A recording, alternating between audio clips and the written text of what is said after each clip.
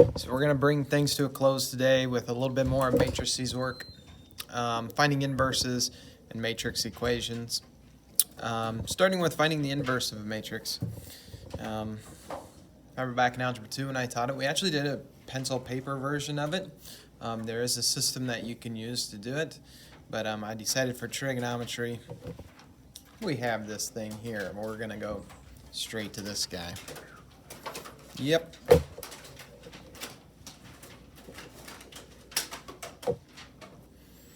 Now we just got to recall how to do that.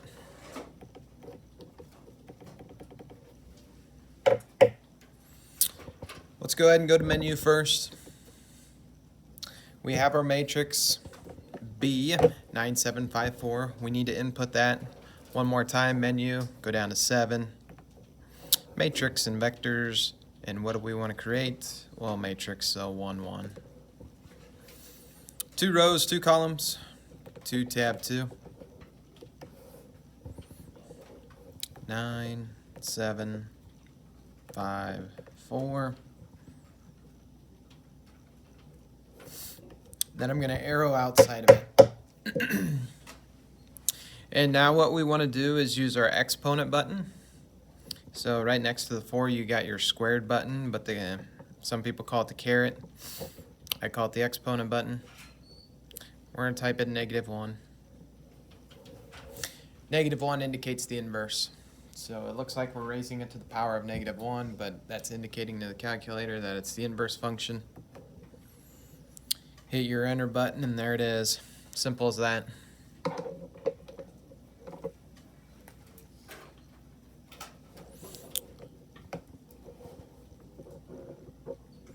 -4, -7, -5, 9.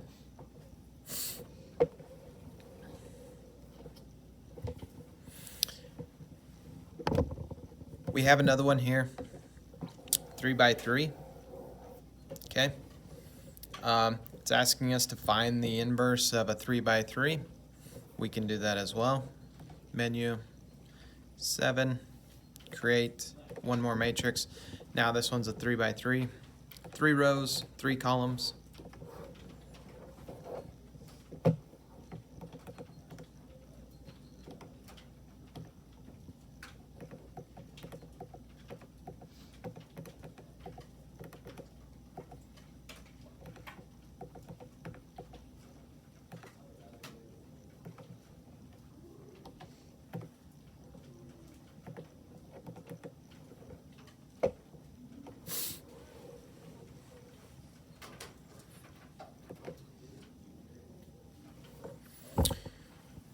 This isn't always going to work out perfect for you, so you are going to get some fractions or kind of some nasty numbers.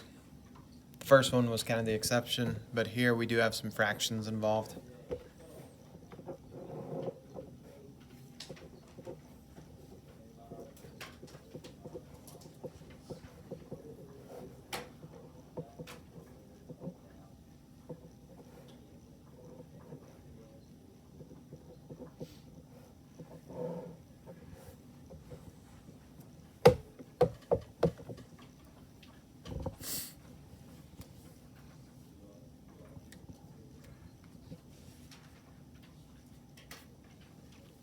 Questions on that?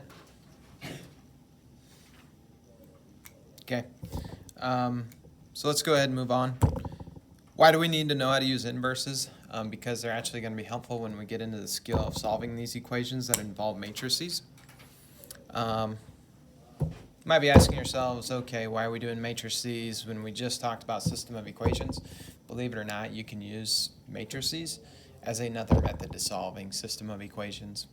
Did you do this in Algebra 2? And that's okay. It is a little bit more in depth, but again, it's 2 equations, 2 unknowns, and again, believe it or not, we can use our calculator because we can find the inverses to solve for these equations. So I think this is, dare I say, a cool technique, okay? But it is pretty interesting, okay, that we can actually use matrices to solve something like this. So here we go. We need to start by setting up the template as A times matrix X is equal to B. And maybe I'll do a side proof here in a moment. But this is how we want to start by setting it up. Matrix A, guys, is going to be your coefficients of your x's and your y's. The first column are your x's, so 5 and 10 being the first vertical column, and then -3, -7 are going to be your y column, so to speak.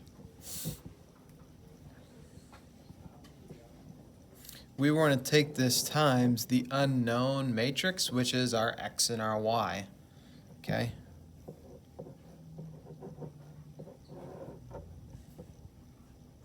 And per this definition, this is going to get us our b, which is our constants of -20 and -50.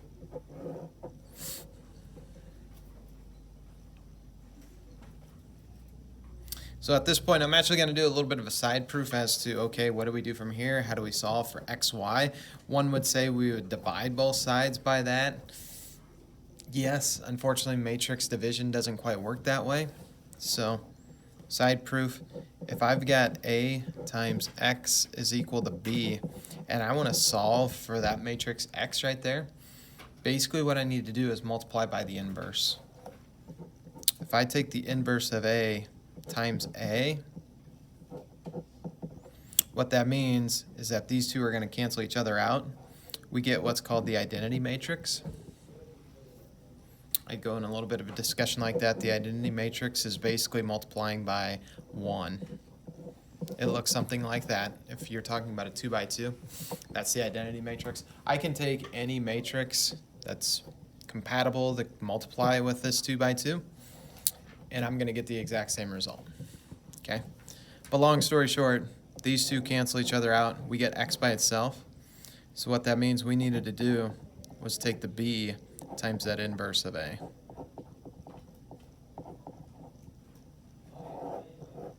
So there's the proof. Maybe not as meaningful to you, and honestly, you don't need to know the proof, but what you do need to know is what I've boxed here, is that if you want to solve for that matrix x, you need to take the inverse of a times b. Okay, so here we go. X is going to be equal to the inverse of a times b. So we just talked about that skill, finding the inverse of a. So let's go ahead and do that.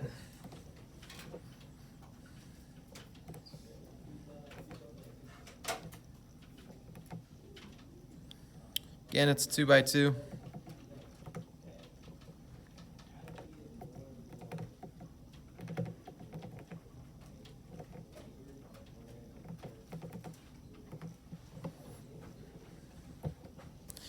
Now I'm going to keep this in the calculator.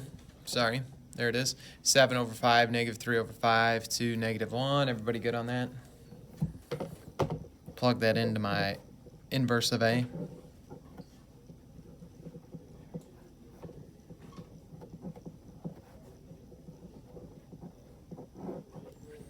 And now we're going to take this times our constants, which is our B matrix.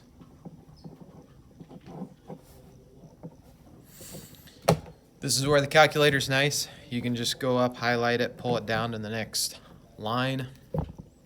And now just take it times one more matrix.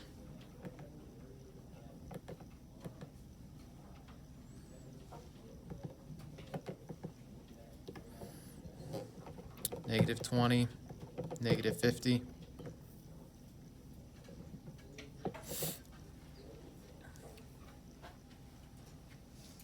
So again, I went up to this line, highlighted it, hit enter, it pulls it down here, and then times by one more matrix, which is our matrix B. Final answer is matrix 2, 10. What do you suppose the x value is? 2. You're right. And your y value being 10.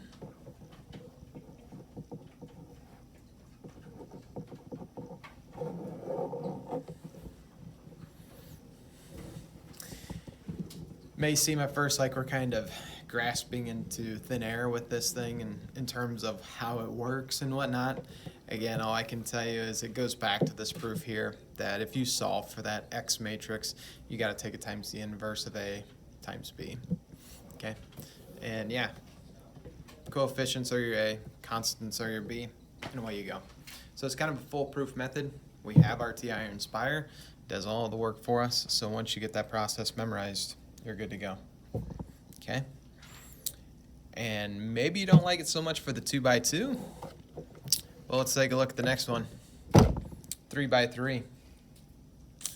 That was a big, long process, right? When we had to do paper and pencil, it took up like half a page when you did it, you know, in full if you really wanted to show all your work and whatnot. But here, again, it's the same system. We're going to go A times X is equal to B. RA, X, Y's, and Z's.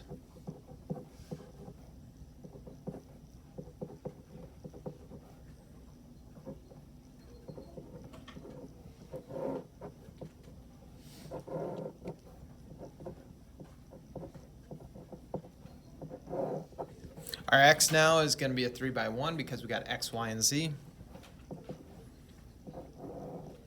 B is also a 3x1, 0, 24, 15. Helps that it's all in standard form. If you don't have your Y or a Z, remember you just plug 0 in for it. But yeah, X is going to equal the inverse of A times B.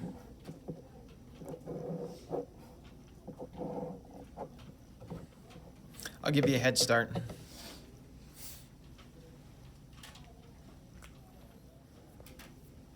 So again, find the inverse of matrix A. Highlight it, bring it down to the next line, times by your matrix B. And we get X equals 1, Y equals 0, and Z equals 2. Where was this last week, right? Yeah. So, again, this system with matrices maybe not so much helpful for 2x2s, but it's definitely helpful for 3x3s. Maybe someday when we get into 4x4s, that might be helpful too. We're not getting into those. You don't have to worry about that. We're good. We're stopping with 3s. I don't even think I've done 4x4s. That would be insane. So that's actually it for 9.4. Okay, that's all the skills we need from that. Let's talk a little bit of 9.5 and then we'll be done. Topics here, determinants and Kramer's rule. Okay, determinants, have we heard of that term before? Not to be confused with discriminants. That's something totally different. That was the quadratic formula, the inside of that, square root. Okay, determinants is just a value that we can create from square matrices. I am going to teach the pencil paper version of this thing. It's relatively easy. I've contemplated doing it, but again,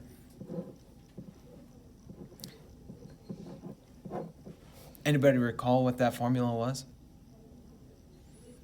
Hint, involved the first 4 letters of your alphabet. A, B, C, and D.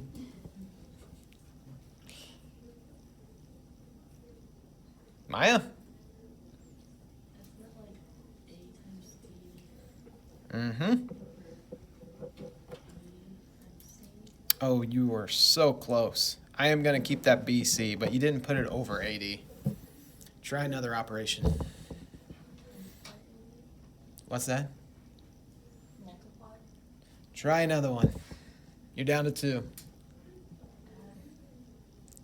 And the last one is, yeah, subtraction. There you go. Yep. You were just saving the best for last. AD minus BC. This is the formula that you can use to find the determinant, of a 2x2 matrix. And again, you might be asking, what in the heck is a determinant? Long story short, it is a value that we can find from a square matrix that can be helpful for other things. So it's kind of the first piece to the puzzle. All right, so for right now, just know that it's a value. Our A value here is 3. Our D value is 2. Our B value is the -0.5. C value is 10.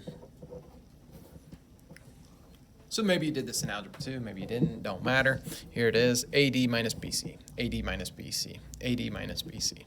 You'll have it memorized. And then you just evaluate.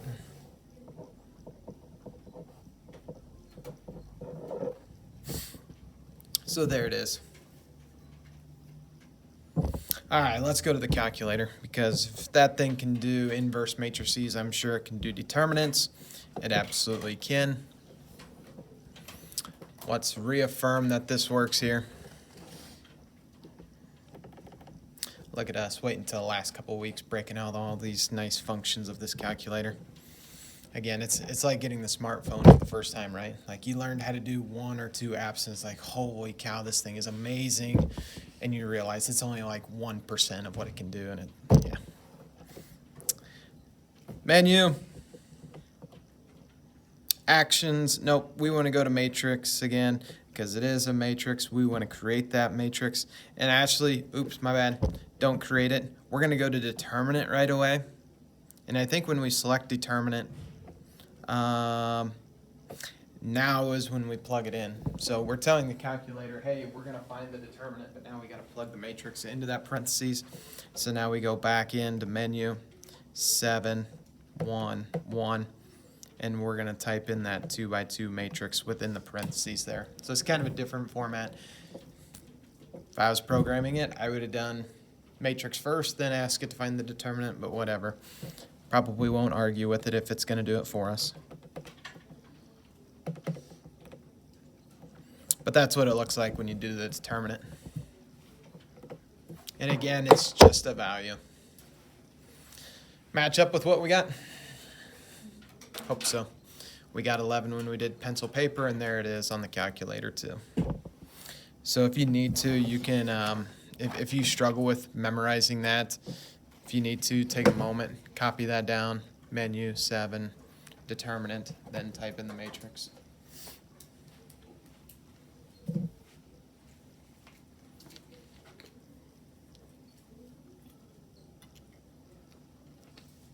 Used to be you had to do a process 7 or 8 times in order to memorize it.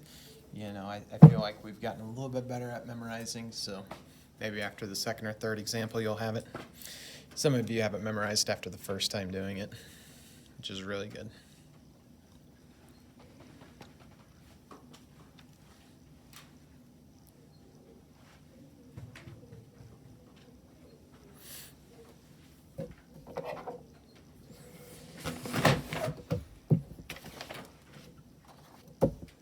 Determinant of a 3 by 3, we can do that one as well.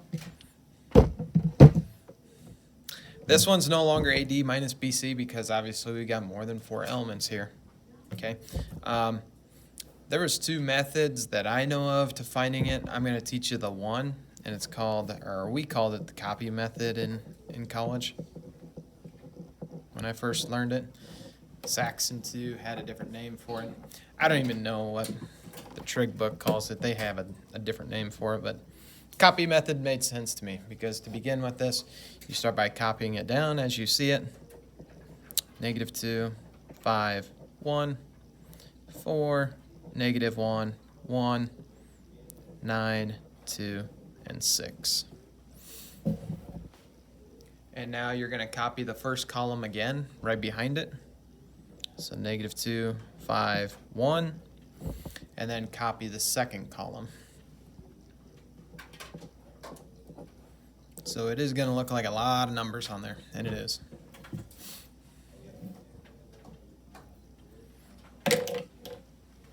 Next thing we're going to do is we're going to multiply our diagonals, and we actually start by going downward.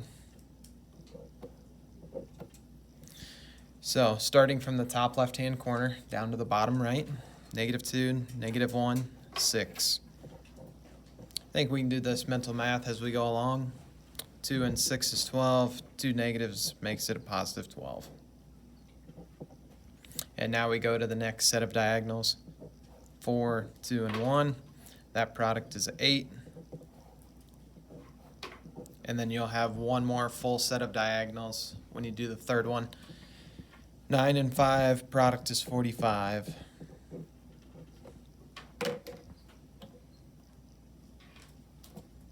So start by doing your diagonals first. Now, typically when we do these, there's always plus signs, but this time it's a minus sign. So the minus sign goes in between. Any guesses what we do next? Diagonals going the other way? Yeah. Maybe no real logic or perfect reasoning behind it, but it just makes sense. Yeah, we did the bottom diagonals. Now let's do the upward diagonals. Sure. I'm sure that's right. And it is. -9. -4. 30 times 4, 120.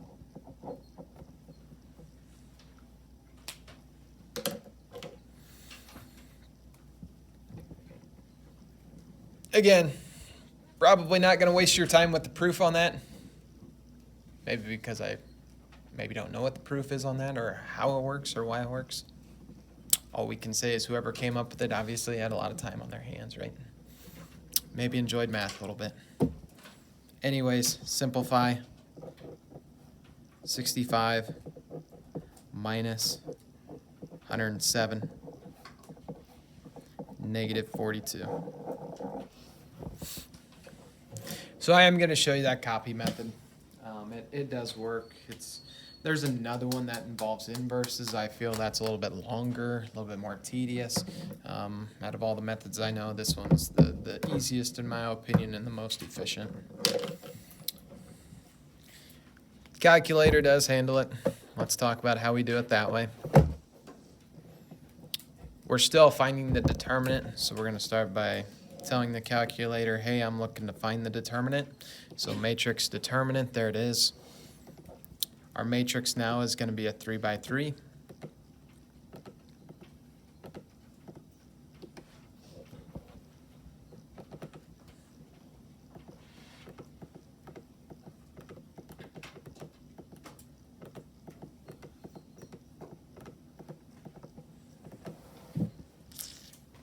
There it is. -42. Questions? At this point, you might be asking, okay, are we going to have to do the pencil version on your quiz or test? Yes, because for chapter 8 and 9 test, and I think for your quiz tomorrow too, there is a pencil only version, but then there's a calculator version too, so 2 parts. And that's going to be the same thing for Friday. Okay, you got a pencil version, and you'll know exactly which skills you need to do without your calculator and which skills you'll get your calculator for. So we'll go over that then. Let's go ahead and finish thing. We have talked about so many different methods to solving equations. It's getting to the point like, okay, how many methods do we really need, right? One more. That's the answer. One more is what you need. Here we go. Kramer's rule is what it's called. Okay, and again, involves matrices. Got a 2 by 2 here. We're going to start by what we call the big determinant, or big D is what I always called it, which is your AD minus BC. All right, let's make sure we know what our A and our B's and our C's and our D's are. What's your A and your D here? Yeah. This is your A, that is your D, that is your B, and that is your C. AD minus BC. 3 times 6 is 18. -4 times -5, 20. Getting us -2. That's kind of step 1 through it all.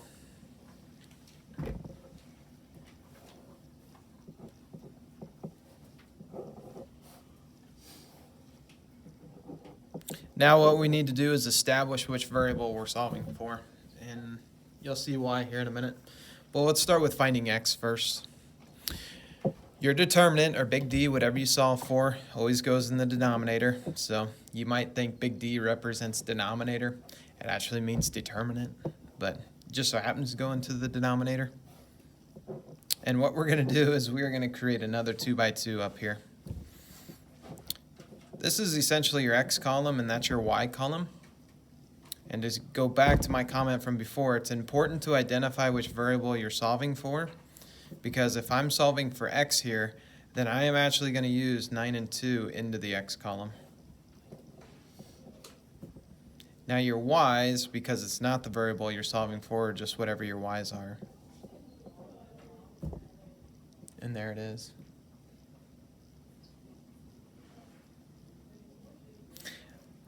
I'm going to jump over to y real quick. Let's get that one set up, just because we're kind of on the, we're talking about where all these go. Once again, there's your x and your y column. We're solving for y, so I always start with that column. Y column is my 9 and my 2. What goes in for x? First column? 3 and -5. You got it. So yeah, it's a lot of rules when it comes to your matrices. A little far out there, I get it, but once you got them, you're good. We could find the determinant of this guy. We've already done that skill. I'm going to let you do it on your own. But if you plug this into your calculator, you will get it to be 62. I guess we could have done it in our head. 9 times 6 is 54, minus 8. So plus 8 gets you your 62. 3 times 2 is 6, minus -45. That gets you 51.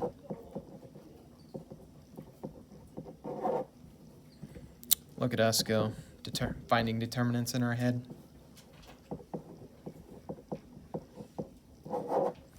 And understand, this is a system of equations again. So if we were to graph this on the coordinate plane, 2 intersecting lines, and they would intersect at -31, -25, 5.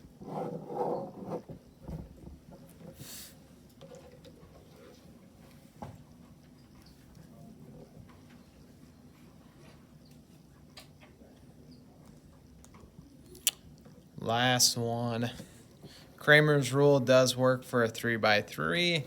You know, we just learned how to do that with our calculator, so I get it. Probably shouldn't have saved this as the last one, but we can do it anyways.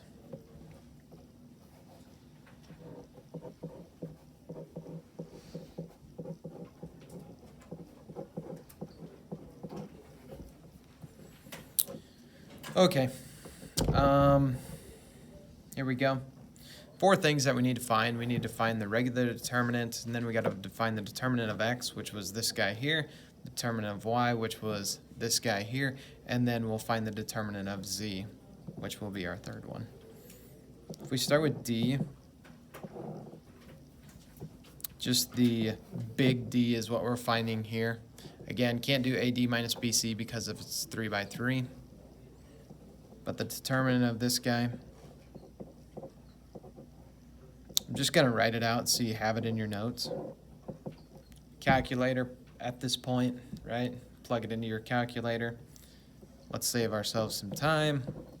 -136 is what you're going to get. What we do need to talk about is how we go about setting up this D of x. What do you suppose that first column is going to look like?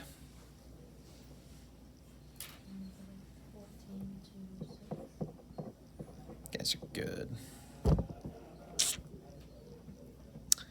Solving for the x, so take your constants, plug it into that x column.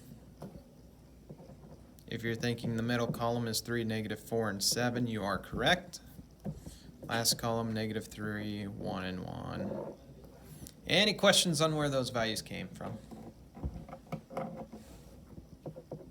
Once again, calculator at this point. Save ourselves some time. 52.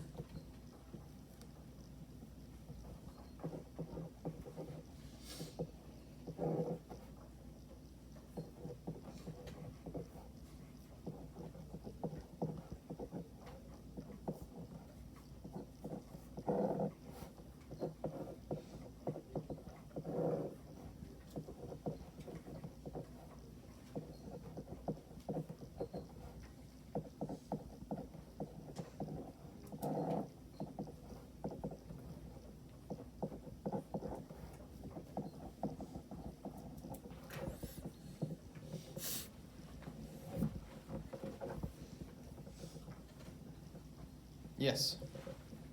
Why is dy the same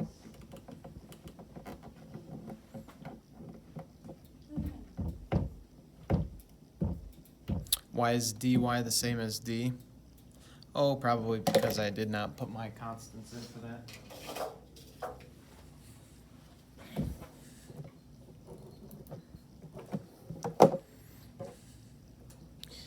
Yep. There you go. Almost made it. Almost.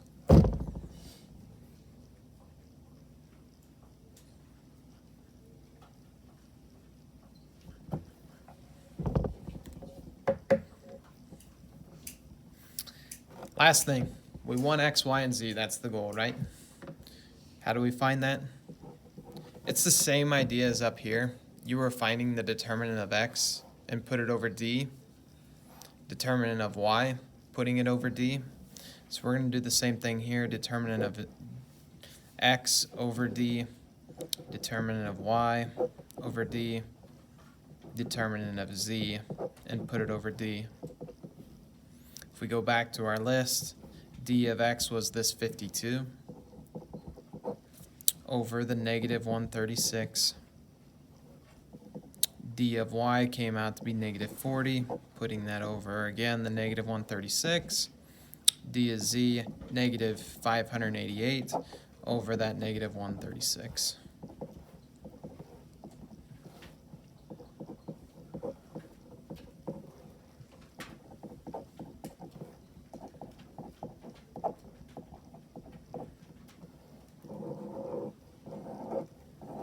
And there's your x, y, and z.